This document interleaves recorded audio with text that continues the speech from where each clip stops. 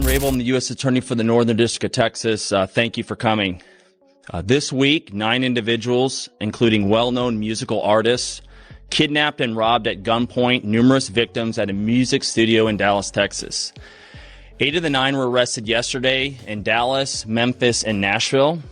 These individuals who are charged and arrested include Lontrell Williams Jr., also known as Pooh Shiesty, Lontrell Williams Sr., Rodney Wright Jr., also known as Big 30, Kadarius Waters, Demarion Gibson, DeMarcus Glover, Corday Johnson, Darian McDaniel, and Terrence Rogers has not been arrested yet, but will be soon. The complaint alleges that on January 10th of this year, 3 music industry professionals traveled to Dallas for a scheduled business meeting. Lontrell Williams Jr. arranged this meeting purportedly to discuss the terms of his recording contract with one of the victims.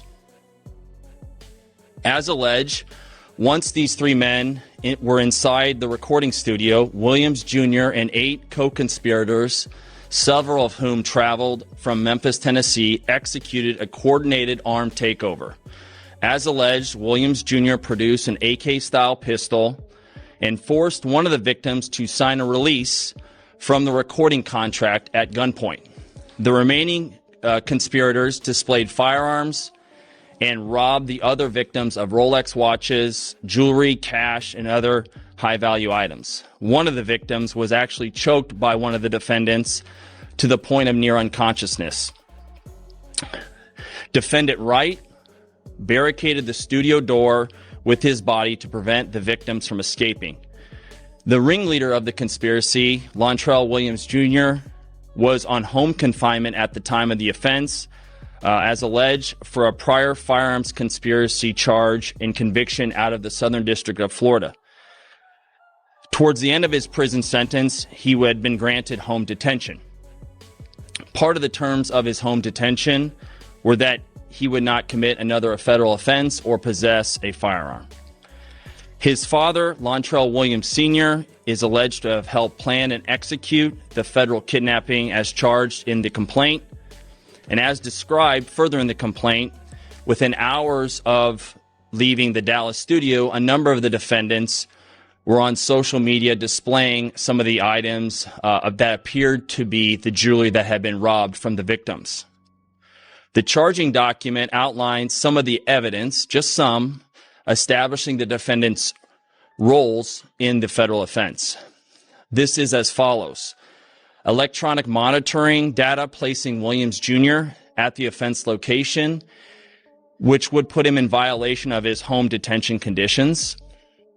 Cell phone records and license plate reader data corroborating the coordinated travel of multiple defendants from Memphis, Tennessee to Dallas. Rental car records confirming Williams Sr. rented a vehicle that was used by the group. Surveillance footage from the offense location, a nearby office supply store, and a hotel where several of the defendants stayed following the offense. Fingerprint evidence as well that was recovered from the crime scene, matching at least 2 of the defendants. Social media posts by defendants displaying what appears to be stolen property just in the days following the offense. Greyhound bus records confirming the travel of multiple defendants from Dallas to Memphis the day after the offense. In this case, came to Dallas to conduct legitimate business, and they were met with firearms and violence as alleged in the charging document. Listen, y'all, apparently the rumors were true. Okay, for those who don't know, a couple months ago, it was whispered that Pooh Shiesty allegedly robbed Gucci Mane. Girl, apparently Pooh Shiesty was fed up with his contract. There were even rumors about Yo Gotti offering him $10 million, but again, no video to back it up.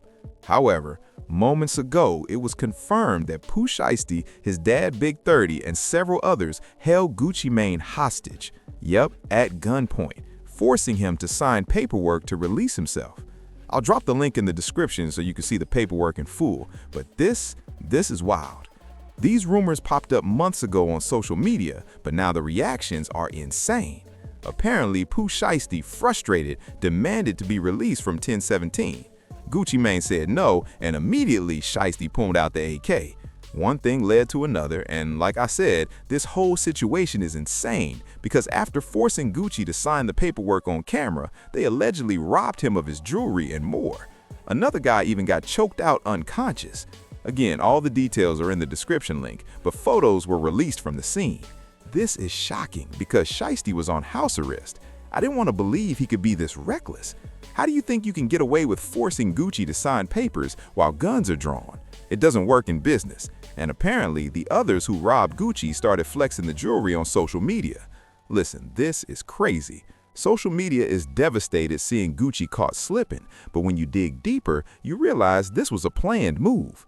Some of the released pictures show the people involved showing off the jewelry, basically snitching on themselves. I mean, this had to be intentional. I was shocked. I didn't want to believe someone could be this bold and stupid. Regardless of frustrations with the contract, you cannot handle it like this. Now he has no career, no freedom. Also, one of the victims who got choked unconscious was with Gucci at the time.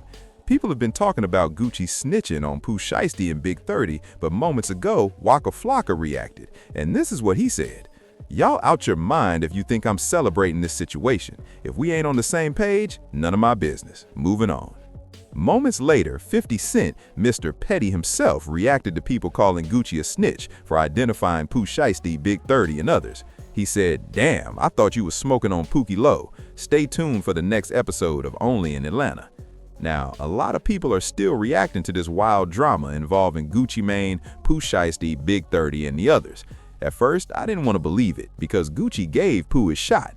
And after the controversy with Gucci and Big Scar's funeral, if it weren't for Gucci, I probably wouldn't even know Pooh Shiesty.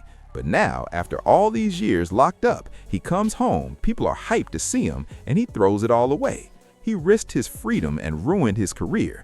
This plan of luring Gucci into a room, holding a gun to force him to sign a contract? Come on, this is janky business at its finest.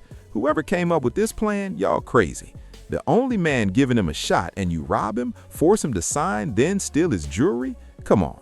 Several others were involved too.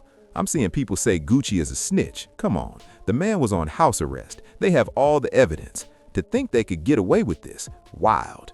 I'm shocked they weren't arrested the same day. This whole situation is insane. Gucci has a reputation, yes, but he's running a label. He can't take it to the streets. What happens if something goes wrong? Gucci could have been arrested for defending himself. Even with guns drawn, there's no scenario where he should fight back. Some of y'all on the internet, y'all killing me with this logic. In the end, Pooh Shiesty ended his career over frustration with a contract. Unfortunate? Absolutely. Now he has no career, likely 20 to 30 years behind bars. And don't get me started on Big 30. How do you let your son destroy everything? Y'all tell me, what do you think about this whole Gucci Mane and Pooh Shiesty drama? Drop your thoughts in the comments below.